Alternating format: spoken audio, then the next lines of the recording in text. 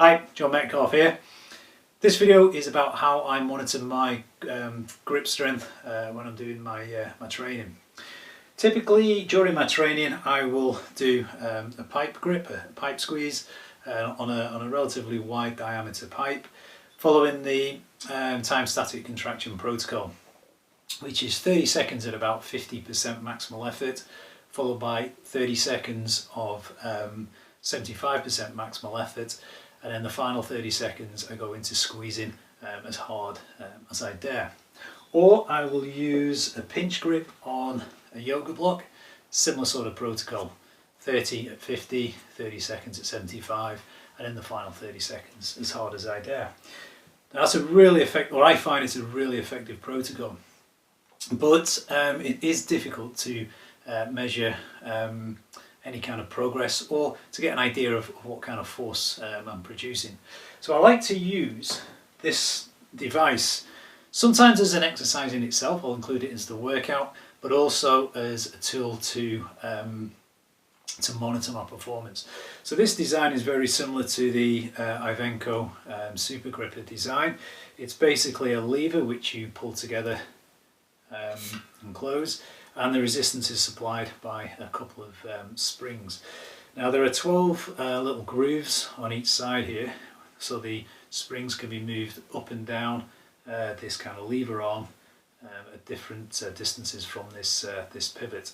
So the higher the springs go, the greater the force required to close the handle.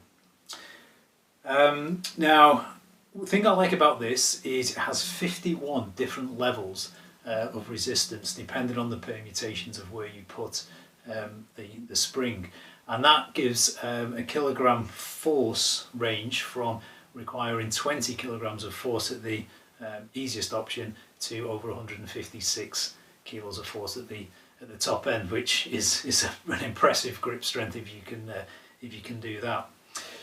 So what I've done is I've created a PDF with all the levels and the corresponding approximate kilogram force you would need to apply to close the handle. So that's a free download, and the link is in the comments below. The protocol I use when I'm doing either the exercise or the testing is I have a 4-4 protocol. So by that I mean I take 4 seconds to close the lever in the positive phase, and then 4 seconds in the negative phase to open up the lever.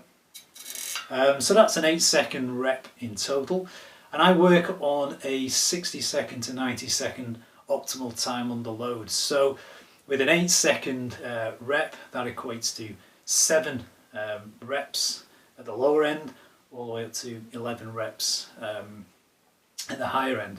So I would select a resistance that causes momentary muscular fatigue after 7 reps. Then as I get stronger each time I work out, I'll try and add an extra rep all the way up until I get to the upper end, that 11 reps.